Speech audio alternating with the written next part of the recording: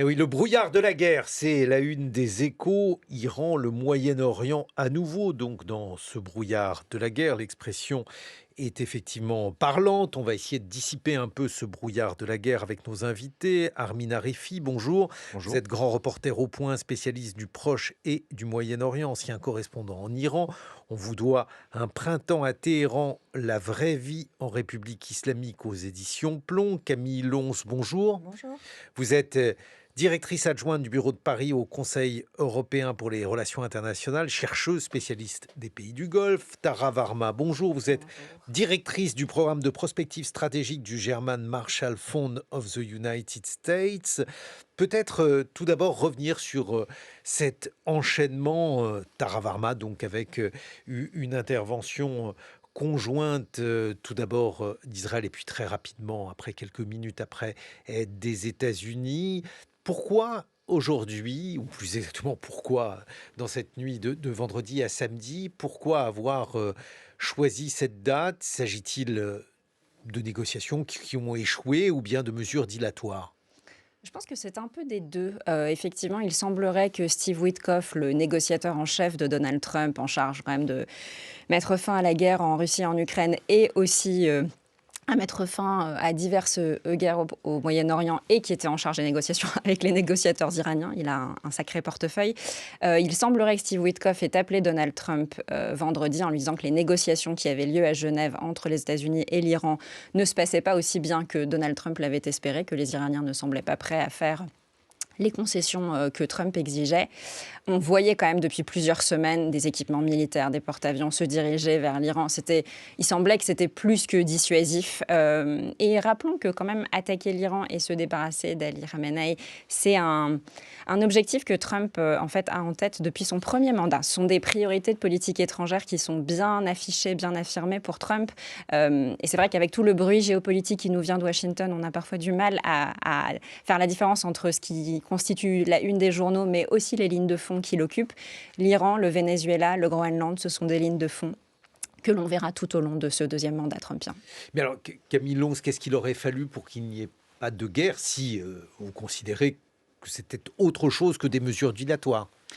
Alors déjà, il faut se demander si vraiment l'absence de guerre était l'objectif de Donald Trump, et si la diplomatie était vraiment Oui, l'objectif. C'est quand même c'est la question que je vous pose. la D'ailleurs. deuxième, voire la troisième fois que cet engagement diplomatique avec l'Iran est trahi. Déjà une première fois quand même en 2018, ce sont les États-Unis sous Donald Trump qui se sont retirés de l'accord du nucléaire iranien, alors que cet accord était jusque-là respecté par les Iraniens. Bien sûr. L'année dernière, la guerre des 12 jours s'est quand même déclarée alors que les États-Unis étaient en négociation avec l'Iran. Donc c'est quand même déjà la troisième fois qu'il y a des négociations que d'après les signaux qu'on avait quand même, les Iraniens étaient prêts à faire un certain nombre de compromis assez importants, notamment sur la dimension nucléaire, toute la question de l'enrichissement d'uranium. On savait que les Iraniens ne feraient pas de compromis, notamment sur leur programme balistique, qui est très important pour eux.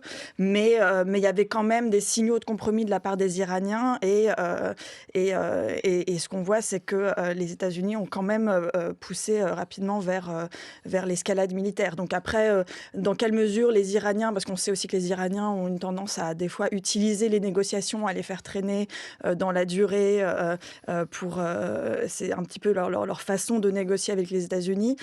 Mais quand même, on peut se demander dans quelle mesure les États-Unis étaient vraiment ouverts à cette idée de la diplomatie. On sait qu'en effet, comme Tara le disait, il y a cette idée de changement de régime qui restait importante pour eux. Et il y a aussi les Israéliens qui les poussaient beaucoup dans cette direction. Qu'est-ce que vous en pensez, Amina Rifi? Je suis assez d'accord avec ce qui vient d'être dit, à savoir que j'ai l'impression que c'est l'accomplissement d'un duo, ce Donald Trump, président des États-Unis, et Benjamin Netanyahou, le Premier ministre israélien, qui tous les deux ont joué un grand rôle dans le retrait unilatéral des États-Unis, donc de l'accord sur le nucléaire iranien, qui était jusqu'alors le meilleur moyen de s'assurer de façon diplomatique que l'Iran n'ait pas la bombe atomique, et dont s'est retiré Donald Trump sous pression de Benjamin Netanyahou, donc en 2018. 8 ans plus tard, j'ai l'impression que les deux hommes sont arrivés à l'objectif qui était recherché, peut-être davantage par Benyamin Netanyahou, en sachant qu'entre-temps, il y a quand même eu un événement considérable qui est le 7 octobre et qui a amené Israël à changer de logiciel dans la région par rapport à ses ennemis et qui, en réaction au massacre du Hamas, s'est lancé dans une multitude de guerres visant in fine à affaiblir l'axe qu'avait construit l'Iranien, l'axe de proxy du Hamas au Hezbollah en passant par les Houthis aux milices chiites en Irak pour in fine s'attaquer à la tête de la pieuvre, Téhéran. Et il est vrai que autant le programme nucléaire iranien et même balistique actuellement ces dernières semaines ne constituait pas une menace stratégique ni pour les États-Unis ni même pour Israël, autant les deux dirigeants américains et israéliens ont saisi une opportunité qui s'est offerte à eux pour essayer de considérablement affaiblir le régime iranien, voire essayer d'en finir. Mais oui, parce qu'on pourrait se dire, et je vous pose la question, on pourrait se dire aussi que un Iran faible convenait assez bien à Israël si l'Iran voyait son régime changer, ce qui n'est pas du tout encore le cas, et donc c'est une pure supputation. Et dans ce cas-là, eh bien, Israël pourrait se retrouver avec comme puissance régionale l'Arabie Saoudite, ce qui ne serait pas forcément là non plus idéal. Qu'est-ce que vous en pensez? Alors, Tara Varma. Je pense que cet objectif quand même de se débarrasser du régime iranien est un objectif partagé entre Netanyahou et Trump. Là aussi, un objectif partagé depuis plusieurs années, c'est quelque chose qu'ils ont en tête. Et on a parlé d'opportunité. Trump est vraiment un opportuniste. Quand je pense à la manière dont la guerre, soi-disant des 12 jours, s'est déroulée en juin 2025, elle s'est déroulée comment? Elle s'est déroulée... Alors, donc, il s'est targué du fait qu'elle n'avait duré que 12 jours grâce à son intervention, ça avait été une guerre très courte. Là aussi, une promesse qu'il a faite aux Américains à de nombreuses reprises. Il ne va pas s'embarquer dans des bourbiers militaires. Et donc, des hit and run, en fait, vraiment des frappes très précises, chirurgicales, qui permettent, là en l'occurrence en Iran sur des installations nucléaires, qui permettent soi-disant de se débarrasser du programme nucléaire iranien. Vous dites soi-disant parce que vous doutez qu'elle ait rempli tous les objectifs que Trump aurait voulu qu'elle remplisse. À mon avis, Trump lui-même en doutait, puisque là, ils étaient engagés dans des négociations diplomatiques avec l'Iran et qu'il a décidé de nouveau je suis bien d'accord avec vous, mais je préférerais que ce soit vous qui le disiez. Ça fait partie des nombreuses contradictions de Trump, mais... ce qu'il a aimé en juin, c'était cette rapidité, en fait. Il a eu l'impression qu'il avait été capable, lui, en l'espace de quelques jours, de faire ce que des négociateurs depuis des décennies n'avaient pas réussi. Et là aussi, il espère que ça va être assez court en Iran aujourd'hui, parce qu'il a envie de pouvoir se targuer d'être ce président américain qui... Alors là, ne met pas fin à des guerres sans fin, mais en tout cas ne s'embarque pas dans des guerres sans fin. Assez court, je ne sais pas, il a parlé de 4 semaines.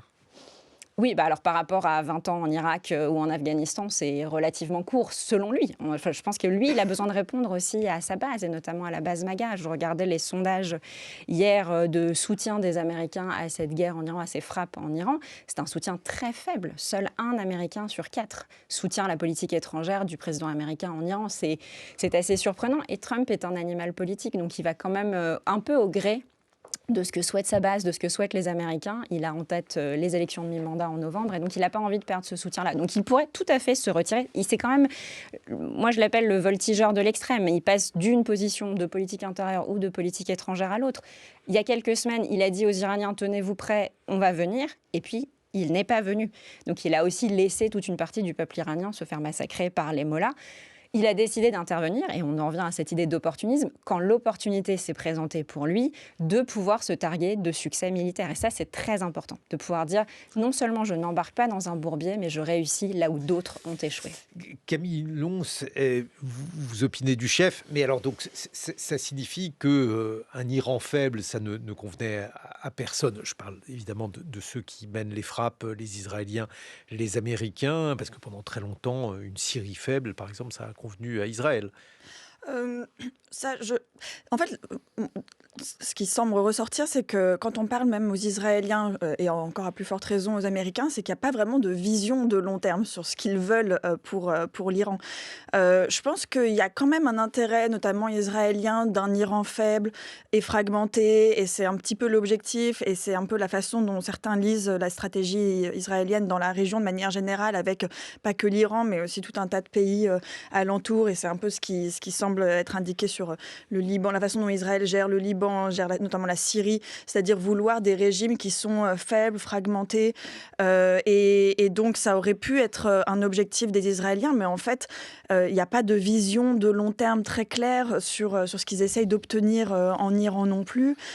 Et donc c'est pour ça qu'on est un petit peu, c'est un saut dans le vide, c'est-à-dire que d'un point de vue, c'est-à-dire que ces frappes en Iran viennent répondre, que ce soit du côté américain, mais aussi du côté israélien, à aussi des logiques de politique interne, c'est-à-dire les États-Unis vont avoir leurs midterms, côté israélien, on a aussi des échéances politiques qui arrivent avec des élections avant octobre plus tard.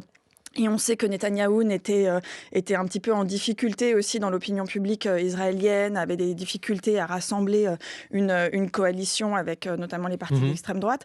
Et donc, c'est une façon aussi de rassembler un petit peu l'opinion publique. On sait que bonne affaire pour lui.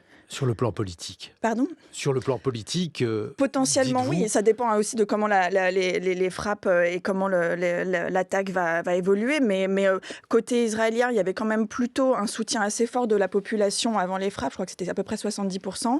Là, d'après les derniers sondages, c'est un petit peu plus bas, c'est moitié-moitié. Mais quand même, c'est un petit peu cette idée de fuite en avant, d'utiliser la fenêtre d'opportunité qui s'est ouverte sur l'Iran pour aller le plus loin possible dans ce qu'il est possible d'obtenir, mais finalement avec une vision long terme qui n'est pas très claire.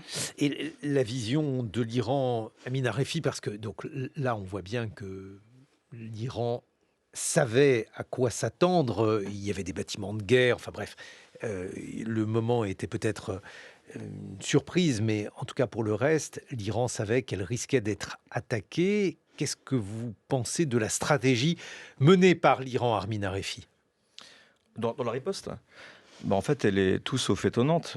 Ça fait des années que les gardiens de la Révolution menacent de représailles sur les bases américaines, sur les alliés de la région, en cas d'attaque, qu'elles soient américaines et israéliennes. Alors, ce qui est très intéressant, c'est que lors de la guerre des 12 jours, c'est uniquement Israël qui a été visé, ou alors une base américaine au Qatar, la base d'Al-Udeid, mais les Américains avaient été au préalable prévenus via les Qataris, donc c'était une certaine attaque chorégraphiée afin qu'il n'y ait pas de victimes américaines. Là, c'est différent, et comme l'a annoncé quelques semaines avant sa mort le guide suprême Ali Khamenei, ce serait une guerre régionale, et on y est aujourd'hui. C'est-à-dire que guerre l'Iran... régionale, ça veut dire quoi ? Quels sont les objectifs iraniens, Armin Arefi ? À mon sens, si vous me posez la question, les objectifs, c'est de faire payer un prix à cette guerre lancée par les États-Unis et Israël, notamment au niveau des alliés des États-Unis dans la région, afin de faire pression sur les États-Unis et donc Israël, afin de mettre fin à ce conflit, à savoir que l'Iran n'a pas les mesures de rivaliser en termes militaires, en termes technologiques avec l'armée américaine et l'armée israélienne, mais ce qu'elle fait, c'est un principe asymétrique, à savoir s'attaquer par des coups précis, par des attaques de drones, par des missiles balistiques, soit aux bases américaines dans la région, et celles-ci avec des attaques de missiles parfois, on va dire, paralysantes, soit par des attaques de drones afin de marquer un coup psychologique fort vis-à-vis des soldats américains, dont 3 ont été tués d'après les chiffres américains, mais également via des pays hôtes. Et ça, c'est nouveau, c'est-à-dire qu'on ne s'attendait pas à ce que des pays qui quand même étaient dans une relation plutôt cordiale et qui avaient repris langue avec l'Iran, comme les Émirats arabes unis, comme l'Arabie saoudite, d'être attaqués au niveau de leur base américaine, mais également au niveau de cibles civiles. On a tous vu les images de l'île Palm à Dubaï, où résident beaucoup d'Instagrammeurs visés par des drones. Vous pensez que c'est pour ça que l'île a été touchée ? Non, c'est pas pour ça, mais ils savent très bien, les Iraniens, que le monde entier aujourd'hui est connecté à Dubaï, que beaucoup d'influenceurs y sont, et que ces images créent la panique dans ce qui était quand même considéré comme un havre de paix au Moyen-Orient. Pareil pour Bahreïn, pareil pour Doha, pareil pour Riyad. Et donc, c'est ça la stratégie, c'est-à-dire de faire peur aux pays de la région, d'amener un prix à payer à ce qui est vu comme une agression américano-israélienne, pour ensuite faire pression pour arriver à un cessez-le-feu. Le problème, c'est qu'il est possible qu'aujourd'hui, cette stratégie se retourne contre l'Iran et qu'il y ait au contraire une alliance des pays du Golfe avec les États-Unis et certains pays occidentaux pour riposter, peut-être militairement, vis-à-vis de l'Iran. Camille Lons. Oui, tout à fait. Alors c'est très important en effet ce point-là. Je pense que c'est ça aussi la différence avec l'escalade de l'année dernière où les Iraniens avaient très peu frappé les pays du Golfe et justement voulaient maintenir cette relation diplomatique avec ces pays-là parce que ces pays jouaient le rôle d'intermédiaire et de modérateur auprès des États-Unis. Le problème de ce qui s'est passé l'année dernière, et je pense que c'est aussi une partie de la leçon que les Iraniens ont gardé de ça, c'est que finalement cette relation avec les pays du Golfe a peut-être été vue comme une vulnérabilité. C'est-à-dire que le fait que les États-Unis savaient ou s'attendaient à ce que l'Iran n'attaque pas les pays du Golfe ou n'attaque pas le détroit d'Ormuz a finalement créé une porte d'opportunité pour les attaques qui ont eu lieu l'année dernière. Et donc, il y avait un besoin aussi pour les Iraniens de rétablir un petit peu cette forme de dissuasion en insistant auprès des capitales du Golfe sur le fait qu'ils ne sont pas en fait protégés du tout par leur diplomatie avec l'Iran et qu'ils peuvent tout à fait se retrouver au cœur des frappes. Et là, c'est vraiment en effet le scénario cauchemar pour ces pays-là qui ont misé énormément sur en plus leur image, le tourisme, les investissements internationaux. Enfin, Vision 2030 en Arabie Saoudite, c'est vraiment au cœur c'est vraiment même une question existentielle pour la survie du royaume dans les décennies qui viennent. Et donc, ces frappes-là posent vraiment un dilemme majeur pour ces pays-là. Tara Warman. Oui, et ça me fait vraiment penser à cette image que Trump a voulu projeter de Global Peacemaker, donc vraiment le faiseur de paix global. Bon, ce qu'on voit, c'est quand même un président qui a eu recours à la force militaire juste depuis le début de l'année 2026 au Nigeria, en Somalie, en Syrie, au Venezuela, en Iran. On a craint un temps que nous, Européens, ils nous attaquent aussi au Groenland. On est vraiment face à en fait, un homme qui est dans une logique d'aventurisme militaire, d'activisme soi-disant diplomatique, là aussi, mais en fait, on voit vraiment une prédominance du recours à la force militaire chez Trump qui nous interroge sur le rôle qu'il a envie de se donner dans les prochains mois. Tara Warman, directrice du programme du German Marshall Fund, Camille Lons, directrice adjointe du Conseil européen pour les relations internationales, et Armin Arefi, grand reporter au Point où doit un printemps à Téhéran aux éditions Plomb. On se retrouve dans une vingtaine de minutes. On va évoquer ce qui pourrait se dérouler maintenant avec la mort d'Ali Khamenei et donc un régime iranien qui est aujourd'hui à un tournant. 8h sur France Culture. Guillaume Erner. Et oui, le pouvoir iranien vacille, il fait même plus que vaciller si on considère le guide suprême, puisque celui-ci a été tué dans une frappe conjointe israélo-américaine ce week-end. Avec quelles conséquences pour ce pouvoir, Armin Arefi? Qu'est-ce qu'il est possible de dire aujourd'hui sur la manière dont le pouvoir va tenter de se maintenir? Alors, ce qu'on peut dire, c'est que le vide a été comblé pas plus tard qu'hier, à savoir qu'un triumvirat, un conseil de transition a été nommé avec 3 personnes. Le président de la République islamique, Massoud Pezeshkian, le redoutable chef de l'autorité judiciaire iranienne, le religieux Égei, qui est connu comme étant un ultra-conservateur, et un membre du Conseil des gardiens de la Constitution, l'organe consultatif en Iran, qui est un religieux, un ayatollah, qui s'appelle l'ayatollah Alireza Arafi.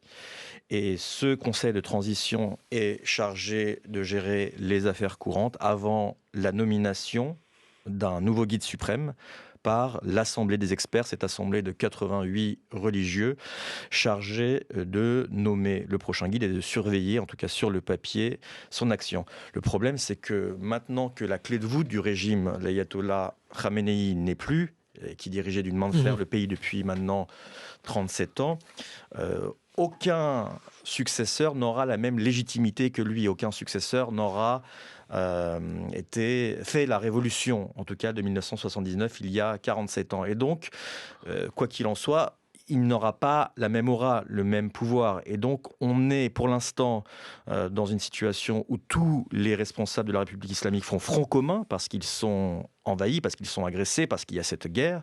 Mais dès la guerre terminée, on est en droit à s'attendre à une passe d'armes terrible pour la nomination du prochain guide suprême. Et dans cette passe d'armes terrible, en tout cas le corps le plus constitué, le plus puissant et qui aura son mot à dire pour choisir ce personnage n'est autre que les gardiens de la révolution, l'armée idéologique du régime, le véritable État dans l'État iranien. Et il est intéressant de noter que cet ayatollah Harafi, qui est donc le troisième membre de ce conseil de transition, est soutenu par les Pasdaran.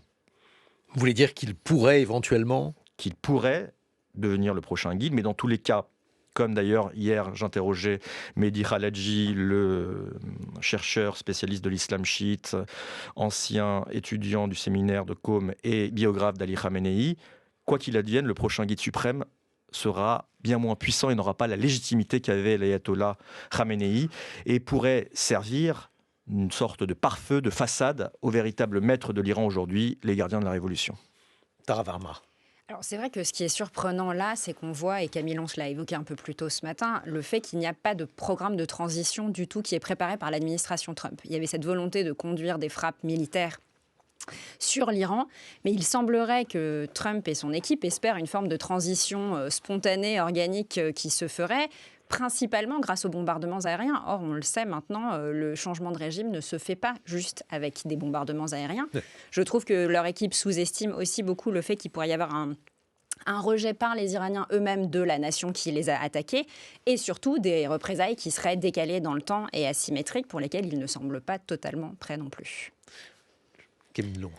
En fait, là, on est dans un moment d'incertitude assez totale quand même sur la façon dont les choses vont évoluer en Iran avec un panel, enfin un éventail de scénarios possibles très large qui irait de un effondrement du pays, ou en tout cas une chute dans la guerre civile et une fragmentation du pays, à un scénario, alors qui est sûrement le scénario qui était espéré par Trump ou par les Israéliens éventuellement, qui serait le remplacement par un régime qui serait plus pro-occidental, moins anti-israélien que l'ancien régime.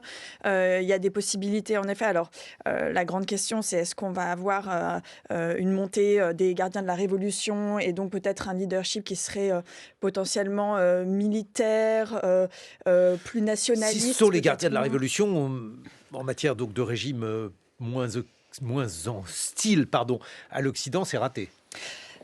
En effet, après l'espoir de certains, mais encore une fois, très difficile de dire si ce sera le scénario ou pas, mais l'espoir de certains, notamment dans les capitales occidentales, ce serait un régime qui resterait attaché potentiellement à son programme balistique, à son programme nucléaire, mais qui serait plus nationaliste, peut-être un peu moins idéologique, et qui du coup serait moins centré sur le fait de contrer Israël et les États-Unis.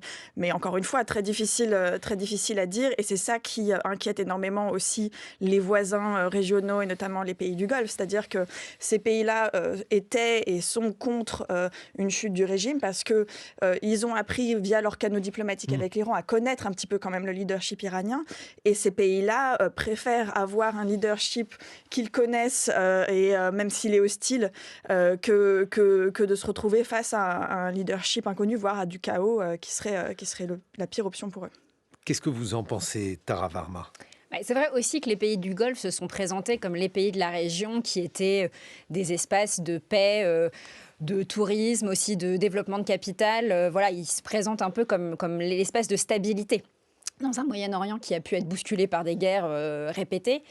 Là, on voit que cet espace de stabilité est sérieusement remis en question. Et ce qui est aussi remis en question, c'est la promesse américaine de garantie de sécurité. En fait, on le voit bien là, au jour où Trump est en train d'agir. On est dans de la logique purement, une politique étrangère très personnalisée, assez erratique et opportuniste, mais qui est totalement asymétrique aussi, dans le sens où il s'attend au soutien de ses alliés sans lui-même tellement leur apporter du soutien. Et il y a une vraie inquiétude de savoir ce que signifie la garantie de sécurité américaine aujourd'hui, qui a permis de créer des espaces de stabilité. Camille Lons. En effet, c'est vraiment ça tout le dilemme aujourd'hui pour le positionnement des pays du Golfe, c'est-à-dire que quelque part ils perdent un petit peu sur tous les plans en même temps. C'est-à-dire que leur stratégie ces dernières années, ça avait été d'ouvrir un canal diplomatique avec l'Iran justement parce qu'il y avait ce déficit de croyance dans le fait que les États-Unis viendraient les aider en cas d'escalade régionale avec l'Iran. Donc d'un côté, ils ont quand même maintenu la relation très proche avec les États-Unis en essayant de maximiser cette relation, et pour certains, ça a aussi pris la forme même de la normalisation avec Israël, dans le cas des Émirats arabes unis et du Bahreïn, dans le cadre des accords d'Abraham. C'était aussi une façon de renforcer à la fois la relation avec les Israéliens, mais aussi la relation sécuritaire avec les États-Unis.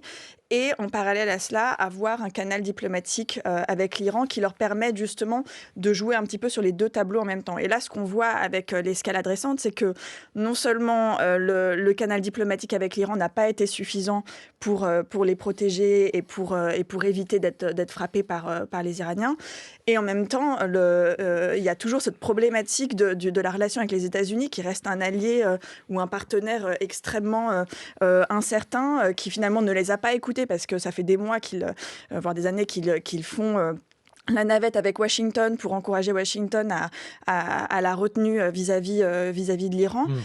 Et pour eux, la leçon, c'est que Israël reste le premier interlocuteur de Washington, le plus influent à Washington, et qui arrive à influencer les décisions du président américain bien plus qu'eux ne le peuvent. Armin Harefi, on a évoqué l'Iran, on a évoqué les gardiens de la Révolution. Alors, est-ce qu'il est possible de savoir ce que pense la société iranienne et puis aussi de rappeler qu'il y a effectivement une mosaïque en Iran avec différents intérêts et différentes représentations également du pouvoir idéal? Alors pour répondre à votre question, je vais rappeler en fait déjà certains chiffres d'après le résultat des dernières élections. On a vu que lorsque une grande partie de la population s'abstient de voter dans des élections qui restent contrôlées et que de l'autre le régime met en place tout l'appareil médiatique propagandiste pour son propre candidat ultra-conservateur, on a 15 millions d'Iraniens qui votent pour le candidat ultra-conservateur. Ça n'a pas suffi, étant donné que Pezeshkian, le modéré ou pseudo-modéré réformateur, a été élu, mais ça veut dire qu'environ 20% de la population iranienne sur 90 millions, donc 15 millions comme je l'avais dit, soutient encore le régime, que ce soit par intérêt ou par idéologie. Et donc aujourd'hui, ce n'est pas étonnant que le régime mobilise, notamment au lendemain de la mort de l'ayatollah Khamenei, ses troupes qui restent complètement enféodées et choquées par la disparition de leur guide qu'ils appellent Agha, c'est-à-dire monsieur en persan. Maintenant, pour le reste de la population, c'est-à-dire 80%, il ne faut pas oublier le choc, la sidération qui a eu lieu en Iran après les massacres, car il faut parler de massacres de manifestants fin décembre, début janvier, notamment en 2 nuits, jeudi 8 et vendredi 9 janvier, où, d'après les sources, de 7000 personnes selon les ONG à 35 000 selon des sources médicales sur place ont été tuées à l'arme de guerre en 2 nuits.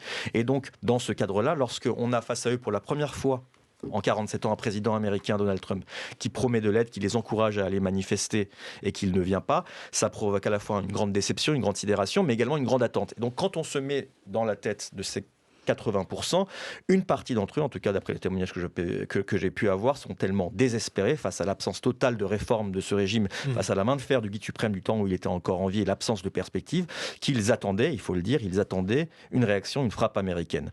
Le problème, c'est qu'aujourd'hui, lorsqu'on voit l'ampleur des frappes américaines qui dépassent celle de la guerre des 12 jours, en tout cas des frappes israéliennes lors de la guerre des 12 jours, c'est quand même du jamais vu. On a des images des frappes, des bombardements qui sont survenus dans la nuit à Téhéran, qui sont quand même terribles. On est en plein dans une guerre qui fait forcément des victimes, même si pour l'instant les chiffres officiels parlent de 200, en tout cas ceux du régime, de 200 morts. Ce que je veux dire par là, c'est que on a un Donald Trump, donc les Iraniens, une grande partie d'entre eux, je ne pourrais pas la chiffrer, mais en tout cas une partie non négligeable, souhaitaient par dépit, par désespoir, ces frappes, en pensant que peut-être ça, parce que, la raison est simple, c'est des frappes qui visent en tout cas sur le papier et dans les faits en grande partie des membres du régime, donc leurs bourreaux, des responsables. Donc ce n'est pas un hasard si d'ailleurs la mort de l'ayatollah Khamenei a été accueillie par des scènes de joie, des scènes de danse, des acclamations à travers les pays, d'après les vidéos que l'on a pu voir. Mais de l'autre côté, aujourd'hui, alors que Donald Trump et Benjamin Netanyahou appellent la population à redescendre dans la rue, eh ben on ne voit pas de manifestation. On ne voit pas de manifestation tout simplement parce que les gens sont sous les bombes et que sous les bombes, les gens sont davantage préoccupés par leur survie, par se mettre à l'abri ou pour ceux qui peuvent, comme d'ailleurs l'ont réclamé les autorités iraniennes, de partir se réfugier dans d'autres villes, notamment le nord du pays. Et donc on est là dans le paradoxe, c'est-à-dire que en réalité, une partie non négligeable de la population attendait ces frappes, mais de l'autre, aujourd'hui, le mot d'ordre, c'est sauf qui peut, c'est d'essayer d'échapper à cette situation. Donc on voit que Le paramètre de la population iranienne, pour l'instant, ne rentre pas en ligne de compte dans le discours et même dans la stratégie ni américaine ni israélienne, parce qu'aujourd'hui, et d'ailleurs on le voit dans le discours de Donald Trump et même de Benjamin Netanyahou, l'objectif qui est affiché, c'est l'affaiblissement du régime. Ce n'est pas ni le renversement, il n'appelle pas au renversement, il appelle à son affaiblissement. Ils l'affaiblissent par des frappes ciblées contre notamment son programme balistique. Pour l'instant, les sites nucléaires sont épargnés. Et donc, aujourd'hui, d'une certaine manière, la population, dont une partie attendait ces frappes, est là, on va dire, l'acteur oublié, l'acteur qui, à l'image un peu des pays du Golfe pour d'autres raisons, se retrouve pris entre deux feux, entre un régime qui l'a massacré il y a de cela un mois et demi, et des bombardements qui visent certes le régime, et ce n'est pas pour lui déplaire, mais qui visent aussi le pays dans son entièreté, dont une partie de la population. Donc elle est prise au piège. Tara Varma. Oui, et on voit Donald Trump enhardi aussi par son aventurisme militaire au Venezuela. On a l'impression qu'il a envie de reproduire en Iran ce qu'il a réussi, entre guillemets, au Venezuela. Réussi. Voilà, entre guillemets, j'ai dit. En tout cas, il a destitué Nicolas Maduro, mais le régime qui est en place aujourd'hui au Venezuela est un régime chaviste-madouriste. Et d'ailleurs, c'est Delcy Rodriguez, la vice-présidente de Maduro lui-même, qui tient le pays aujourd'hui.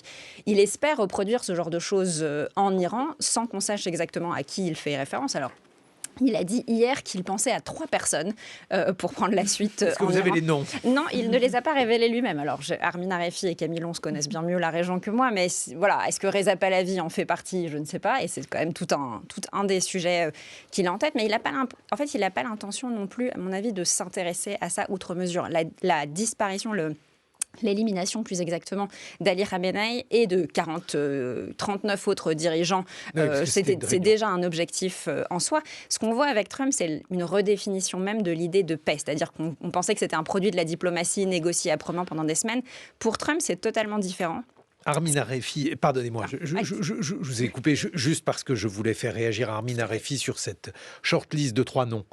On n'a pas les noms. Maintenant, ce que l'on peut savoir, ça dépend. Alors, Reza Pahlavi, c'est très intéressant. Pendant des années, beaucoup ne le prenaient pas au sérieux parmi les experts à l'étranger et même au sein de la population. On a vu quand même pour la première fois son nom être scandé dans les manifestations en Iran et que son appel à manifester, à mobiliser la population a été entendu, en tout cas par une partie, avec quand même 1,5 million de personnes qui certes ne sont pas descendues que pour Reza Pahlavi, mais qui sont quand même descendues dans la rue. C'est un candidat qui est, il faut le dire, soutenu par une partie du gouvernement israélien. D'ailleurs, ce n'est pas un hasard si l'opération s'appelle le lion qui rugit, en référence y compris avec justement ce symbole de l'Iran anté-république islamique, l'Iran monarchique.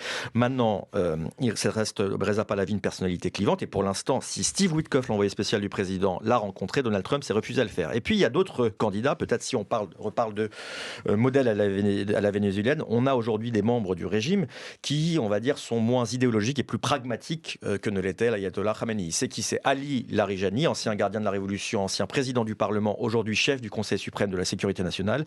C'est Mohammad Bagher-Ghalibaf, ancien gardien de la Révolution, aujourd'hui chef président du Parlement iranien. C'est peut-être Massoud Pezeshkian, le président de la République islamique, qui certes a un pouvoir limité d'après la Constitution, mais qui aujourd'hui est de facto une personnalité en avant. Donc ça pourrait également être des personnes au sein du régime plus enclines à discuter, à négocier, voire à capituler avec un deal avec les Américains, plutôt que certains ayatollahs ultra-conservateurs comme l'était l'ayatollah Khamenei ou comme peut-être ce nouveau candidat, ou en tout cas personnalité forte de ce conseil de transition, l'ayatollah Ali Reza Arafi.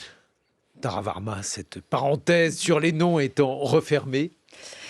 Alors, je voulais juste dire pour Trump, ce qu'il qualifie de paix, c'est en fait une cessation abrupte des violences et des hostilités à travers l'usage unilatéral de la force. Donc, encore une fois, on en revient à ce qu'on dit depuis tout à l'heure, aucune préparation de la suite.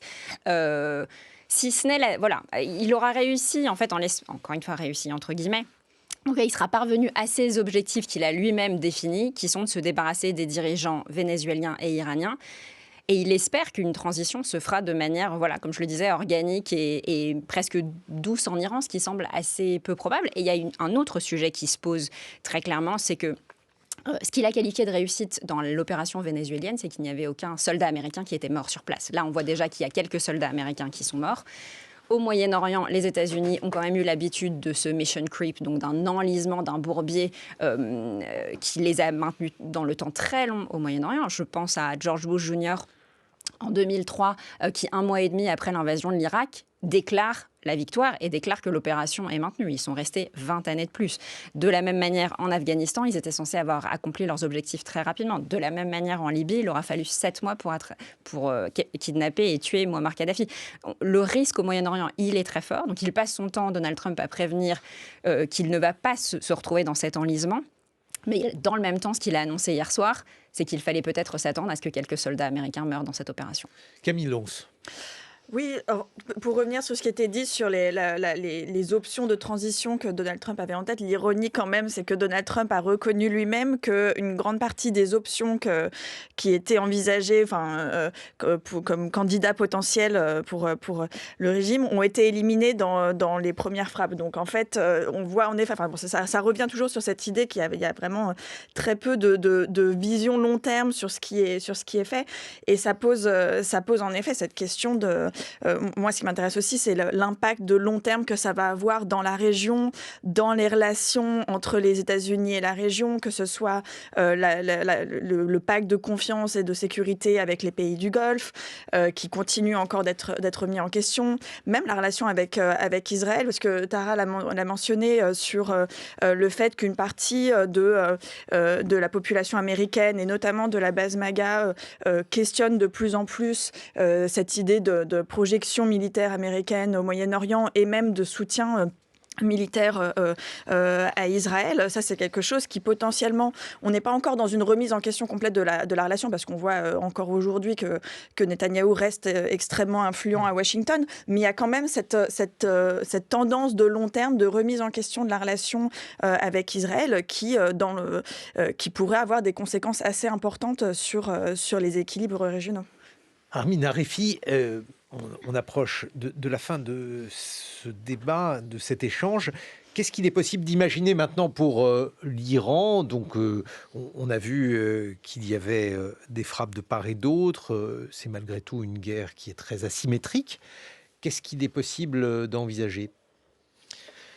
Il est possible d'envisager déjà ce que l'on voit actuellement, à savoir une aggravation de la crise régionale. Il y a eu un événement quand même extrêmement sensible cette nuit, à savoir l'entrée en guerre du Hezbollah, qui a visé Israël par des missiles, et donc en riposte une réaction extrêmement forte d'Israël au Liban, qui a fait plusieurs dizaines de morts. Donc là, voilà, la guerre régionale que l'on avait évitée, parce que le Hezbollah n'était pas intervenu il y a un an lors de la guerre, en tout cas il y a 9 mois lors de la guerre des 12 jours, est entrée dans la danse. Donc une poursuite des hostilités, des actions, avec peut-être de fait un front commun entre les pays du Golfe et certains États occidentaux. On parlait des États-Unis, on parle aussi des Britanniques, qui ont évoqué avec d'autres pays occidentaux, dont la France, la possibilité, et vous dites si je me trompe, mais justement d'une action défensive entre guillemets commune.